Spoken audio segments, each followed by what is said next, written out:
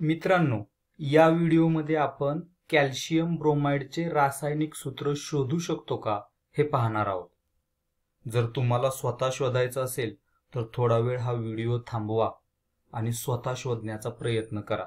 आता आपले जे काही ठरलेले नियम आहेत त्याच्यानुसार जर पाहिलं तर आपण सुरुवातीला काय लिहितो, धन आयन, आणि नंतर काय लिहितो, ऋण आयन। आता इथं तर एक स्पष्ट होतंय की हे जे सुरुवातीला लिहिलेलं कॅल्शियम आहे हे काय आहे, धन आयन आहे, बरोबर। कॅल्शियम मूलद्रव्याला अल्कधर्मी मृदा धातू असं म्हणतात। त्याच्या बाह्यतम कवचात 2 इलेक्ट्रॉन असतात। तो हे 2 इलेक्ट्रॉन गमावून कॅल्शियम आयन बनतो, म्हणून मग ते बनते Ca2+।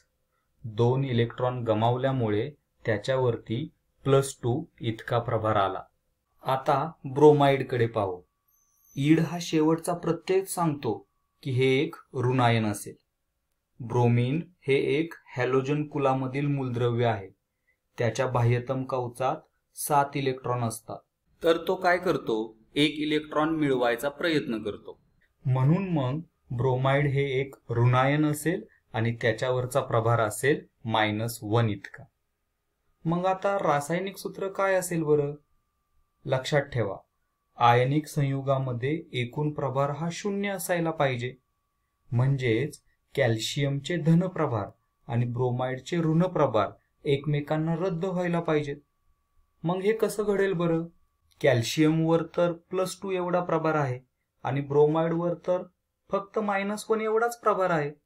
त्यामुळे येथे जर दोघांच्या प्रभारांचं संतुलन साधायचं असेल तर आपल्याकडे 2 ब्रोमाइड आयन पाहिजेत, बरोबर। जर ब्रोमाइडचे 2 आयन असतील तर इथं प्रभारांचं संतुलन साधलं जाईल, बरोबर।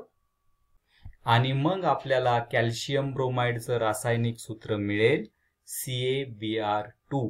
तर या व्हिडिओचा थोडक्यात सारांश असा, कॅल्शियम ब्रोमाइड या संयुगामध्ये कॅल्शियम हे धन आयन आहे, त्याच्यावरती +2 एवढा प्रभार आहे, आणि ब्रोमाइड हे ऋण आयन आहे, त्याच्यावरती -1 एवढा प्रभार आहे। दोन्ही प्रभार संतुलित करण्यासाठी आपल्याला 1 कॅल्शियम आणि 2 ब्रोमाइड आयन पाहिजेत, आणि त्यामुळे आपलं सूत्र बनलं CaBr2। तर आशा करतो तुम्हाला एखाद्या संयुगाचे रासायनिक सूत्र कसं लिहायचं हे समजलं असेल। इथेच थांबूयात। धन्यवाद।